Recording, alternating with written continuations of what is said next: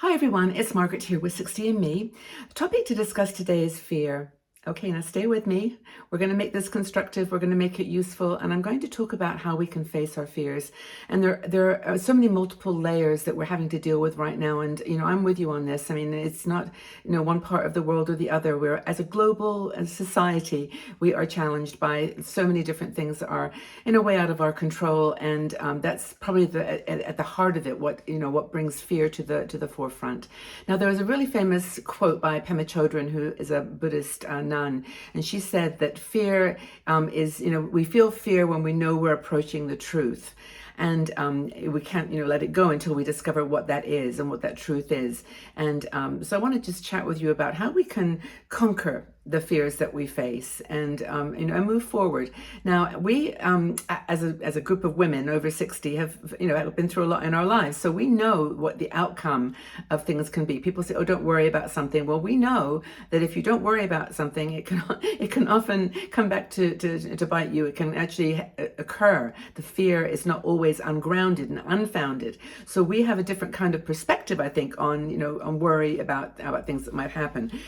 But the thing about fear is if we can face it and we can find a way to cope with it, a way to manage it, then fear can be a useful tool to alert us to things that need to be dealt with, that need to be changed, that we can't ignore them, that it can be a constructive emotion to take us to somewhere that we need to be. We need to make some changes. So here's some strategies for overcoming fear, and I think that we will have them. We will have one or the other of these that we deal with. When I've had situations where I've been really fearful, I remember even as a child, I have used kind of a meditation. Maybe you would call it prayer, but it's a sort of this sense that I've got to be calm.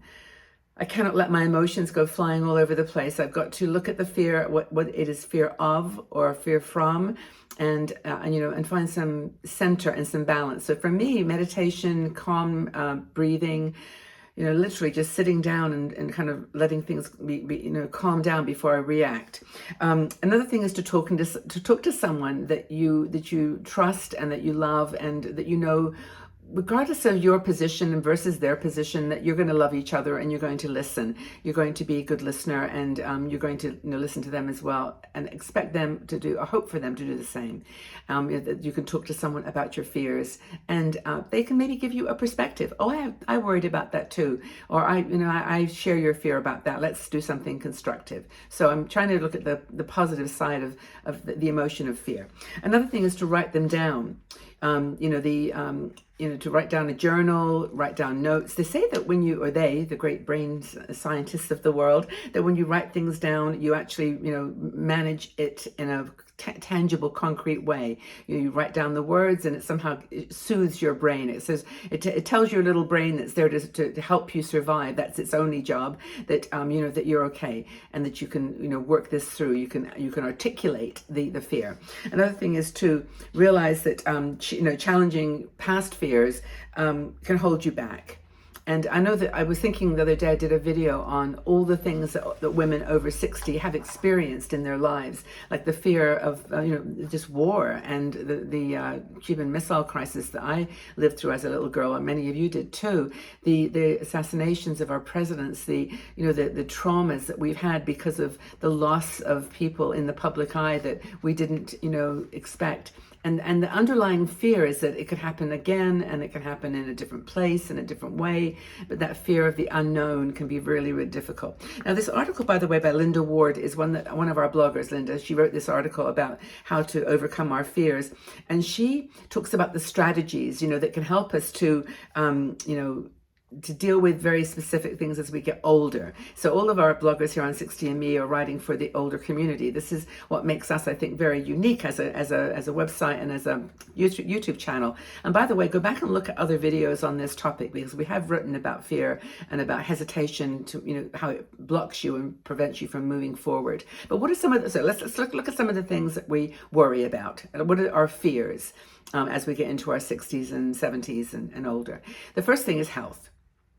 Now, I don't think anybody that's watching this video that hasn't had something that's happened in their life that's affected their health, whether it is, like in my case, it's blood pressure, maybe in your case it's something else, but we all have something When I was younger, it was my stomach. I used to get stomach aches all the time. And we all have these things that are the expression of our, of aging or of our life challenges, life experience. So health is definitely a thing, and it can be overwhelming because we're not doctors. We don't necessarily have all the resources that others can afford, and it's very challenging to get good health care. So we've got to do the simple things, right? We've got to do the eating healthy, going to the doctor when you feel like there's something just not right, following your intuition, or just talking to someone that knows a bit more about the specific thing that you're dealing with. Anyway, health is a big issue, and it's a big cause of fear as we get older. But it can be overwhelming, but we can manage it. We can do things to help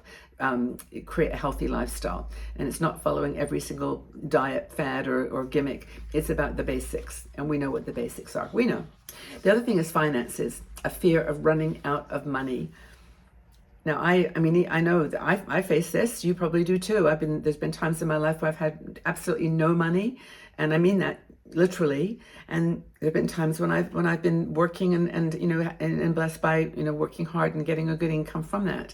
But right now, I'm like you. I'm in my 70s. I'm living alone. I'm in a small space. I don't own property. I don't have that much savings. And I'm worried about finances. And it's a fear. It's not so much a worry as it's like an actual panic, a fear that we are going to be bag ladies. Is that the expression? Like literally walking the streets with our little suitcase. And that fear is, can be very, very challenging. So what do? We have some things we can do. And we've written a lot about this on 60andMe, about planning for retirement, saving rather than spending, wasting money, focusing on income while you can make money, while you're still, able to get into the workplace or do something while you still have the energy and the desire to focus on earning an income that you can put aside and invest. It's never too late. We're going to live longer than we thought, even the retirement people in the United States thought. So finances are a big fear, but we can overcome that with just practical applications. Loneliness, fear of being alone, fear of being isolated. This is a big issue. We just did an article on what one of our bloggers, Carol Marek, M-A-R-A-K. Many people asked about her name and about her website, carolmarek.com, about elder orphans. Older people who don't have family. They don't have children. They don't have children that are near them, perhaps, so they have no living relatives, and they are in their 60s and 70s, and it's a fear that they're going to be isolated and lonely. But I think enough of the women in our community, and I know this from the comments, and I encourage you to leave comments underneath this video to encourage people, is that you don't have to be alone. There are so many, there are online groups if you don't want to go out into the world, or if you have mobility issues or other concerns, you can join groups online. Just about everything your little heart could desire that you're interested in, from knitting to painting to cooking to meditation to yoga to exercise. It's all online groups. Life relationships, decision making, lots and lots of options. So I think the fear of being alone and isolated isn't such a worry as we might think. The loss of independence is a big fear. And it's related to isolation and loneliness, but it's really more, mobility issues, and not being able to be taken seriously, feeling that you put all this effort into building who you are, like what you're good at, what your skills are, and then not being able to exercise them.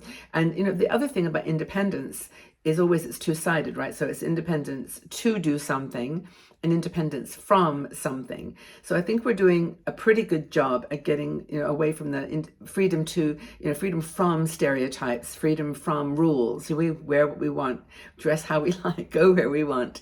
But it's the independence too.